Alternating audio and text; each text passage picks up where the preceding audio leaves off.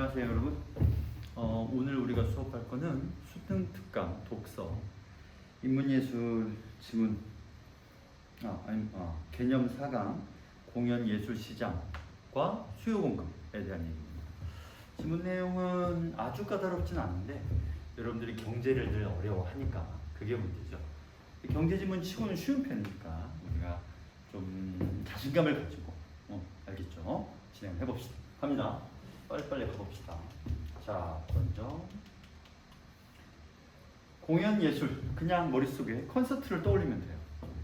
대규모 콘서트도 좋고 100명 소극장 콘서트도 좋고 연극이어도 상관없습니다.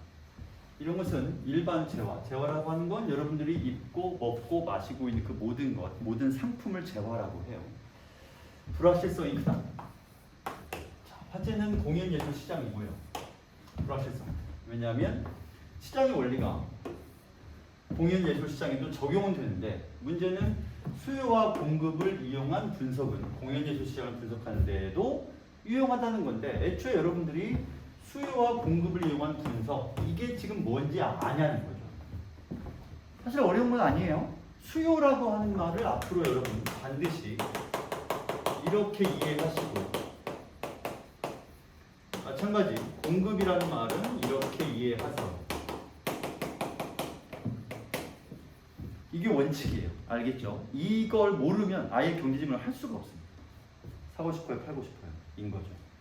자, 그러면 지금 당장 수요 공급을 이해를 해봅시다. 먼저 이게 수요 곡선이에요. 그리고 경제지문에서 세로축은 보통 P, 가로축은 보통 Q. P와 Q에는 이유가 있는데 P라고 하는 건 가격의 앞글자고요. Q라고 하는 퀀터티, 양을 말합니다. 양은요, 소비량일 수도 있고요, 공급량일 수도 있어요. 어쨌든 사는 양이나 파는 양을 말하는 거죠. 자, 그럼 먼저 가격이 이만큼 높은 시점에서 사고 싶어요는 어떻게 작동하느냐? 이게 좀 비싼 가격이니까 이 가격에서 이렇게 내려보면 여기가 되겠죠? 그러면 이건 가격이고 이건 뭐냐면 양이잖아요. 그렇다는 것은 이 가격이면 이만큼을 내가 사고 싶은 거니까 이 양을 돈 주고 사겠다는 거예요. 이만큼을 말이죠. 그런데 가격이 여기가 아니라 여기 이러면 어떨까요? 여기보단 가격이 떨어졌습니다. 맞죠? 그러면 이렇게 해서 여기 내려보면 내가 이 가격이라면 이만큼만 사겠지만 가격이 이만큼 떨어졌으니 나는 더 살 거거든 이만큼을 사겠다. 그럼 여기서 여기 다시 말해 이만큼의 소비량이 늘어나는 거죠. 마찬가지겠죠? 가격이 이제 여기까지 떨어진 거야. 바닥을 찍고 있네요. 그러면 어떻게 돼요? 여기서 여기까지 오겠죠. 그럼 소비량이 어떻게 됐어? 이만큼 늘어나. 이제 이만큼 더 살겠다는 거잖아요. 이것이 수요의 원칙이니까. 사고 싶어요라는 건 우리 모두가 똑같아요. 여러분들 생각이야. 너무 비싸면은 많이 못 사겠지만 싸면 싸 많이 사겠다. 그러니 수요 곡선이 우하향할 수밖에 없어요. 공급은 반대죠. 어떻게 반대겠어요? 자, 여기서 이렇게 올라와요. 그럼 생각해봐요. 여러분이 공급자예요. 가격이 이만큼 이제 파는 사람이잖아. 그럼 내가 이 가격에는 많이 팔아봤자 남는 게 없어요. 그래서 공급을 이만큼만 할 거야. 별로 안 팔 거예요. 이 가격엔 팔기 싫어. 얼마 안 하니까. 근데 가격이 여기까지 뛰었다? 그럼 어떻게 돼요? 이렇게 되겠죠? 그럼 이제 이만큼을 내가 뭐 할 거냐면 이만큼 팔고 싶어요. 그럼 공급량, 이거 소비량이지만 공급량도 된다고 그랬죠? 어차피 양이니까. 공급량이 여기까지 늘어납니다. 더 팔겠다는 거죠. 그럼 여기는 지금 가격이 매우 높으니까 나는 이만큼을 팔고 싶겠죠. 훨씬 더 많이 팔고 싶어요. 이렇게 되죠? 그러면 우리는 사고 싶은 사람들의 생각, 팔고 싶은 사람들의 생각, 이 두 생각이 만나는 점, 여기가 균형 가격이자 균형 소비량이 되는 거죠. 소비자와 생산자의 바람이 여기서 만난 거예요. 그래서 이 가격으로 이만큼의 양을 팔고 사면 그것이 수요와 공급, 즉 여기 써있는 시장의 원리가 되는 거죠. 자, 이게 일반적인 재화와 수요 공급이고요. 지금부터는 공연시장은 조금 다르지만 어쨌든 이것이 유용하다는 얘기입니다.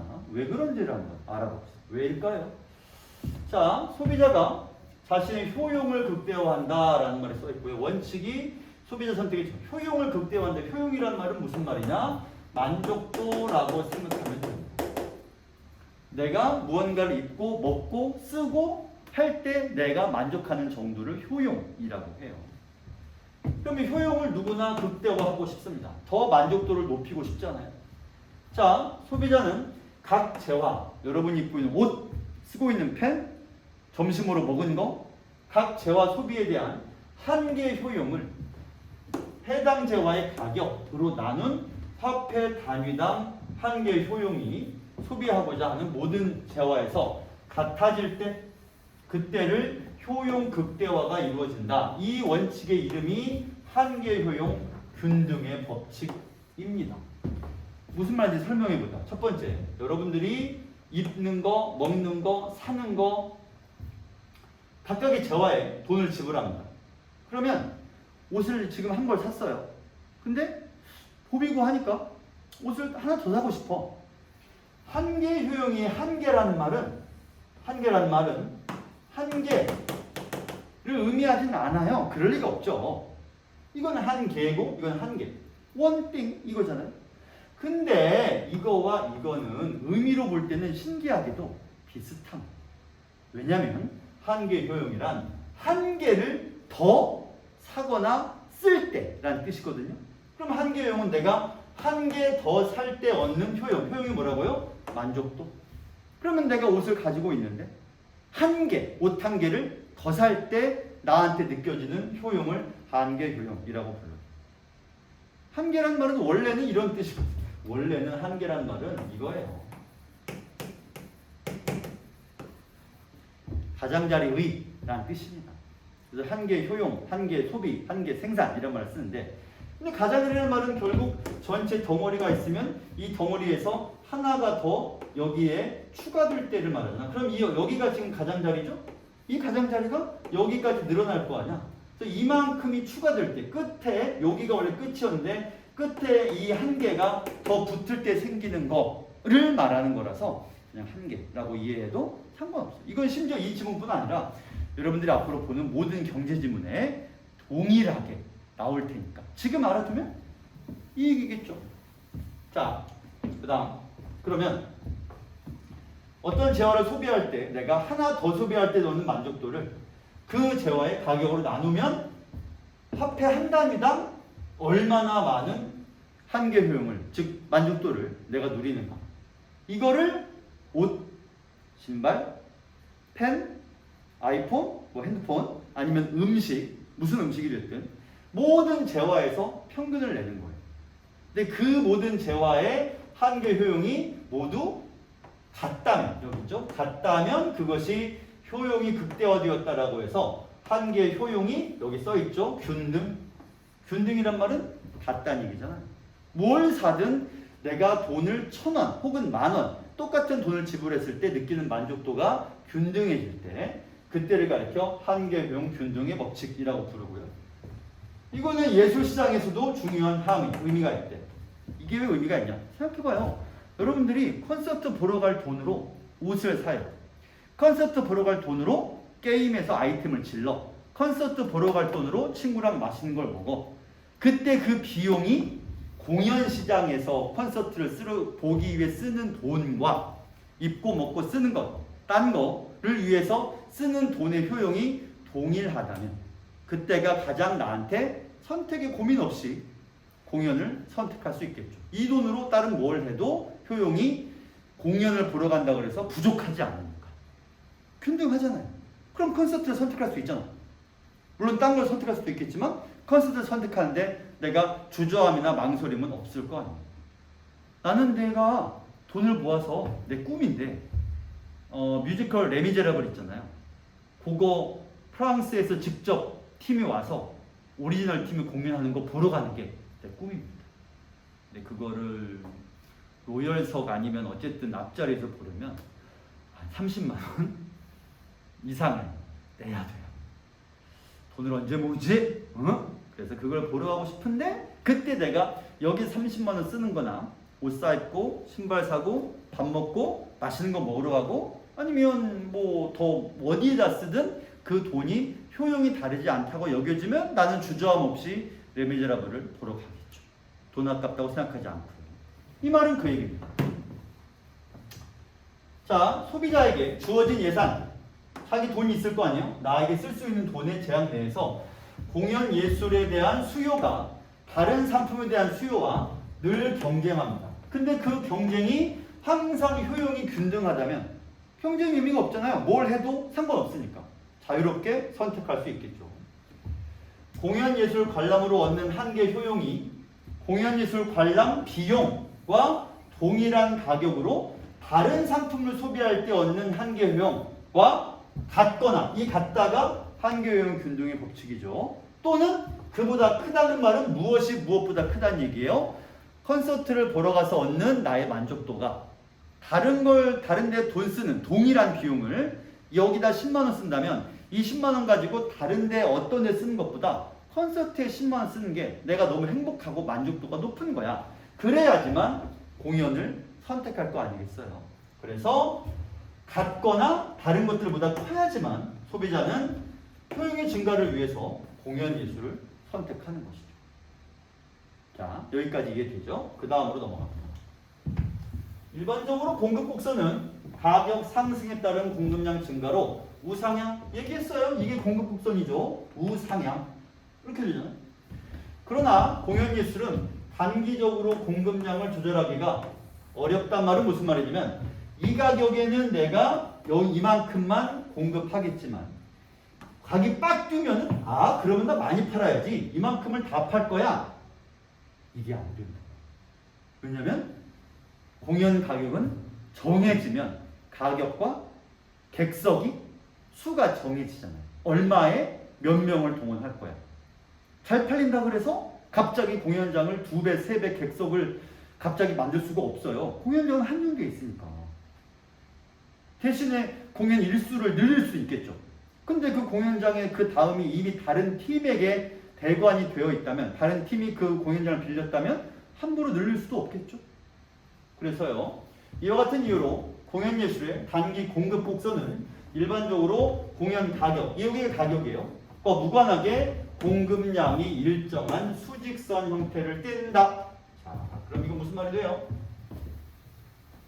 여기가 어떻게 될 거냐면 이만큼 양을 정해버리면 그냥 수직선. 그리고 이게 수요. 이렇게 되죠? 그러니까 원래는 이렇게 올라가야 되는데 그냥 수직선이야. 여기로 공급량을 정해버렸어. 더 늘릴 수도 없고 더 줄일 수도 없어요. 이게 수직선이에요. 물론 수요 곡선은 변동이 있을 수 있고요. 공급량이 가격에 비례해 변하기가 어렵습니다. 비례가 안 되잖아. 그냥 가격이 어디로 가든 양은 똑같은 거예요. 따라서 가격이 이만큼이어도 이 정도만 객석이 공급이 되고요. 가격이 이렇게 비싸도 더 팔아먹을 수가 없어. 딱 정해진 만큼밖에는 공급이 안 돼요. 공연장에 객석이 갑자기 뻥튀기 안 되잖아. 정해진 만큼만 팔아야 될 거 아니에요. 공급량은 공연장 크기와 공연 횟수. 당연한 얘기죠. 어떤 올림픽공원 체조 경기장에 들어가는 객석 곱하기 며칠 동안 공연할 것인가. 그게 전체 공급량이 되겠죠. 3,000석 공연장을 10일 동안 빌렸어. 공급량은 3만. 이 되겠죠? 자, 그 다음. 가령 좌석주 1,000석의 극장을 선택하여 10일간 매일 한 번씩 공연한다면 총 좌석. 여기서 총 좌석수가 공급량이죠? 바로 나오죠? 그게 10,000개. 이런 크기는 이미 극장과의 계약으로 임이라는 말이 써있죠. 이미 결정된 것이기 때문에 수요에 맞추어서 공급량을 늘리거나 줄이기가 어렵습니다. 공급량 조절이 안 돼요. 더욱이 수요는 불확실성이 커서 정확한 예측까지도 어려워요. 그렇잖아요. 갑자기 공연이 몇 명이 들어오고 몇 명이 안 들어올지를 내가 잘 예측하기 어렵단 말이에요. 그걸 어떻게 예측해요? 알 수 없죠. 따라서 공연장의 크기와 횟수를 얼마나 할 것인가에 대한 의사결정이 중요한데 일반적 시장에서는 수요 공급 일치한 상태에서 균형 가격이 결정되지만 아까 말했던 수요, 공급, 일치, 가격 이거였잖아요. 근데 지금은 어떤 상태죠? 수요는 있지만 공급이 일직선이에요. 그러다 보니까 공급자가 공연 전에 그냥 가격을 결정해버립니다. 얼마에 팔지를 결정하는 거예요. 균형가가 아니라 그냥 공급자가 결정해버리는 거예요. 그럼 예를 들어서 공급자가 가격을 비싸게 받고 싶어서 공연 한 번에 20만 원 결정을 해버리면, 그러면 이 20만 원을 보고 싶은 사람은 수요국수에 따라서 이만큼만 나 그럼 20만 원도 보러 갈래 라고 해버리면 이건 뭐가 돼요? 텅 빈 공연장이 되는 거죠. 공연장은 이만큼만 공연 보러 온 사람이 있고 이만큼은 비어있게 될 거예요. 공급량이 여기까지가 돼요. 이만큼 공급하기로 했지만 여기만 공연장이 차고 여기는 비는 거죠. 가격이 여기면 어때요? 그러면 이렇게 되겠지. 따라서 이만큼 다 객석이 차요. 싹 다 꽉 차. 근데 문제가 뭐냐면 더 사고 싶은 사람이, 더 들어오고 싶은 사람이 이만큼이 있지만 이 사람들은 못 들어옵니다. 공급량이 이만큼밖에 안 되니까. 그럼 눈치 싸움을 하고 막 앞에서 줄 서고 광클릭을 하고 그렇게 되겠죠. 그럼 공연 딱 가격을 여기로 하면 딱 들어맞고 좋겠죠. 여기를 딱 잡아가지고. 근데 그걸 어떻게 하냐? 알 수가 없어서 어쩌면 좋나?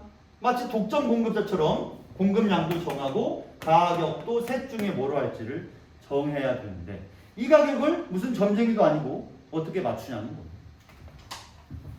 공연 예술은 인기가 많은 공연을 제외하고는 일반적으로는 표 가격을 결정하면, 일단 결정해버리면 공연 시작 후에는 시장의 수요에 반응하여 가격을 쉽게 변경할 수가 없어. 그걸 경직성이라고 해요. 경직이란 말은 빳빳이 굳어진 거예요. 움직이면 안 되죠. 그러니까 가격이 굳어져서 못 움직이지 않는 것을 경직성이라고 합니다.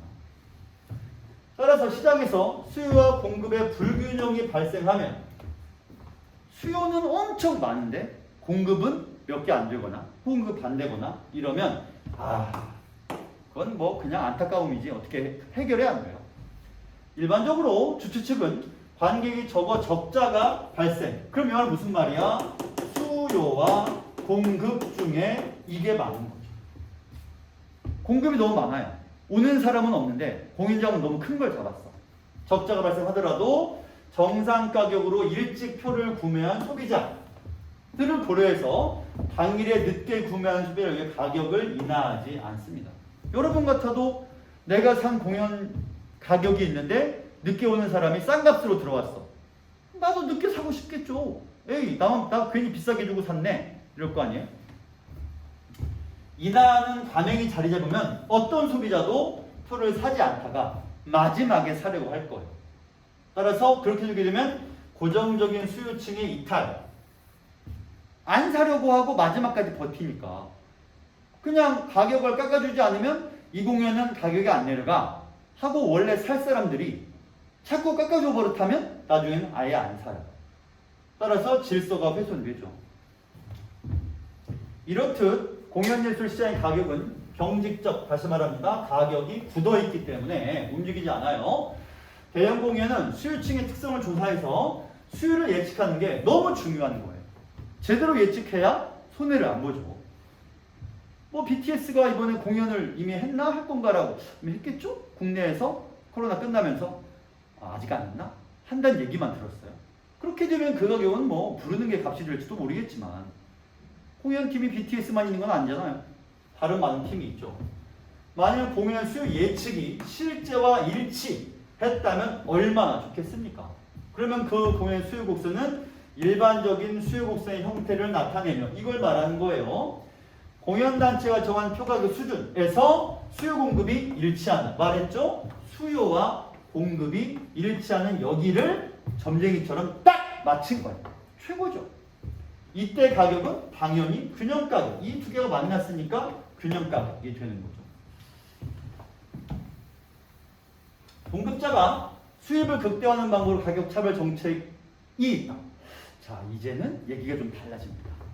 이 상태에서 이렇게 안 하고 내가 수입을 더 벌고 싶어. 극대화를 하고 싶은 방법으로 이게 있다는 거죠. 이건 뭔가요? 가격 차별 정책은 소비자 잉여를 공급자 이익에 귀속시키는 것이라고 할 수 있다. 이게 무슨 말이에요? 실제로 공연예술 시장에서는 관례적으로 좌석 위치에 따라 서로 다른 가격, 같은 말이죠.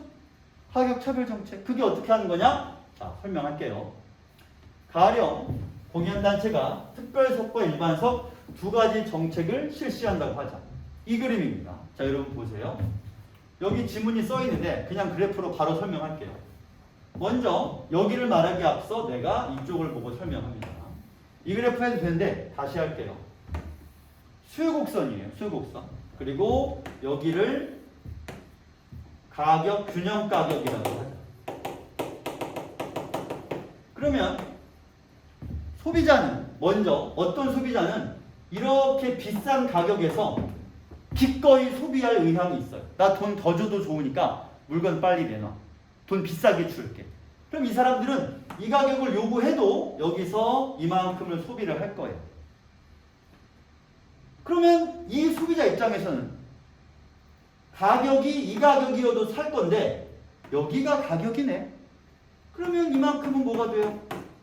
남는 거지 나한테. 나는 이 가격에도 살 건데 이만큼만 돈 주면 되잖아. 아이고 고맙습니다. 이만큼에 사고 이게 남는 거죠. 그걸 소비자 말 그대로 여기 써있듯이 잉여라고 해요. 잉여란 말은 남는다라는 뜻이잖아요. 마찬가지죠. 이 가격에 살 사람들은 이만큼의 양을 기꺼이 소비할 준비가 되어 있어요. 물건만 줘라. 나 이 가격에 사겠다. 근데 실제 가격이 여기네요. 그러면 이제 이만큼이 뭐가 돼요? 소비자 잉여가 돼요. 이런 식으로 여기서도 이만큼이 되겠죠. 그 다음에 여기서는 또 이만큼이 될 거예요. 이런 식으로 여기를 잘게 최대한 잘게 쪼개다 보면 가격의 위쪽 수요곡선의 아래쪽에서 만나는 이 삼각형 여기가 소비자 잉여인 거죠. 자, 그럼 무슨 어떻게 하는 거예요? 여기서 판매자가 머리를 써서 어떻게 하냐면 균형 가격에다가 또 다른 가격을 하나 제시를 해요. 여기는 일반석, 여기는 프리미엄석. 그래서 이 가격에다가 무대 앞쪽에다가 좀 더 비싼 자리를 배치하는 거죠. 그러면 이 가격을 나 달라고 했더니 일부 소비자들이 나 기꺼이 그 가격 낼 테니 나한테 프리미엄석 달라가 되는 거죠. 그러면 이 가격에서 이만큼은 프리미엄석이니까 그러면 보통은 이만큼이 소비자가 가져갈 소비자 잉여인데 소비자가 더 비싼 가격을 부담하겠다는 거야. 그래서 이 구간의 소비자들은 여기 가격이 아니라 이 가격으로 지불을 했습니다. 그러면 이만큼은 누가 가져가요? 판매자가 가져가죠. 공급자가 더 비싼 값에 물건을 판 거예요. 그래서 소비자 잉여는 원래는 삼각형 전체였는데 이제는 소비자가 더 비싼 차별된 가격에 지불한 만큼 생산자가 가져가고 남은 양이 소비자 잉여가 됩니다. 여러분이 어라? 이게 성공했네? 그럼 어떻게 하겠어요? 프리미엄석을 또 만들겠죠. 또 슈퍼 프리미엄석 해가지고 이렇게 만들고 그 다음에 슈퍼 울트라 하이 프리미엄석 해가지고 만들고 그래서 점점점 더 세분화해서 소비자 잉여를 많이 자기들이 빼앗아 가겠죠. 자, 그런 내용이 여기 써 있습니다. 그래서 특별석과 일반석을 만들고요. 그 다음에 공급자는 단일 가격으로 책정하는 것보다 이만큼의 소득을 추가로 다시 말해서 단일 가격으로 하는 것보다 특별가를 만들면 여기 이 사각형만큼의 수익이 생기는 것이죠. 하지 않았다면 원래는 소비자 잉여였는데 차별 정책을 사용해가지고 공급자가 일부를 가져갑니다. 말했죠? 더 세분화할수록 공급자의 수입은 더 늘어납니다. 이렇게. 자, 여기까지 했고요. 공연예술은 인건비 인상 같은 비용 상승의 압박에 직면할 수 있다. 그렇잖아요. 아니 공연예술을 하는 사람들이 자기 임금을 더 달라고 하거나 아니면 더 몸값이 비싼 사람들을 데려와. 유명인을 데려와서 무대에 세워요. 돈을 더 줘야 되겠죠. 당연한 얘기죠. 자, 그렇게 되면 필수제가 아니라 필수제라고 하는 건 무슨 말이겠어? 말 그대로예요. 없으면 죽는 거. 입고 먹는 기본적인 비용. 근데 공연 예술은 그렇지 않잖아요. 콘서트 안 본다고 죽진 않죠. 그래서 관람의 수요가 가격에 대해 매우 탄력적. 이 말 굉장히 중요합니다. 탄력적이란 말은 무슨 말이냐? 변화율 혹은 변화도. 다시 말해서 어떤 변화 요인이 생겼을 때 그 요인 때문에 엄청 뛰거나 엄청 가라앉거나 이렇게 되면 탄력성이 큰 거예요. 예를 들어서 우리가 입고 먹는 거는 탄력성이 어때? 작겠죠. 가격이 뛰거나 내려가도 갑자기 많이 사 먹을 수도 없고요. 안 먹을 수도 없어요. 먹던 만큼은 먹어야 되니까. 하지만 공연 같은 건 가격이 확 뛰면 안 볼 것이고 가격이 확 내려가면 가벼운 마음으로 보러 갈 수 있겠죠. 그래서 탄력성이 매우 큰 서비스가 공연 예술인 거죠. 이에 따라 비용 상승이 압박이 있어도 쉽게 가격을 인상할 수가 없습니다. 왜? 인상하면 탄력도 커서 안 보러 올 테니까. 그렇기 때문에 공연 예술은 탄력성이 크므로 인상이 어려운데 거기다가 노동 대체적인 생산 기술을 도입하거나 인건비를 줄이기 또한 어렵습니다.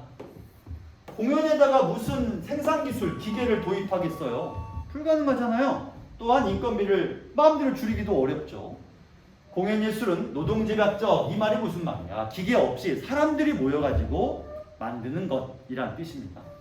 그러다 보니 인력을 잘못 줄이면 공연의 질적인 저하. 사람들이 너무 임금이 적고 게다가 사람들 잘랐어. 남은 사람이 별로 없어. 그럼 질이 떨어지죠. 의욕도 떨어지고. 따라서 관객들이 외면할 거니까 함부로 줄여도 안 됩니다. 자, 이런 이유 때문에 공연예술계는 시간이 지남에 따라서 생산비 증가에 의해 누적되는 생산비가 점점 올라가요. 그러다 보니까 적자가 쌓여요. 그러면 표 가격을 올릴 수도 없고. 왜? 탄력적이니까. 가격 올리면 사람들이 안 보러 올 거니까. 그렇다고 노동력을 감축해 생산비를 줄일 수도, 사람을 무조건 자르거나 월급을 적게 주거나 할 수 없어요. 어떡하라는 얘기죠? 딜레마입니다. 그렇다면 무슨 노력을 해야겠느냐? 먼저 일단 수준을 올려야죠. 어쩔 수 없어요. 질이 떨어지면 보러 오지 않습니다. 보러 와서 감동이야 또 오겠죠.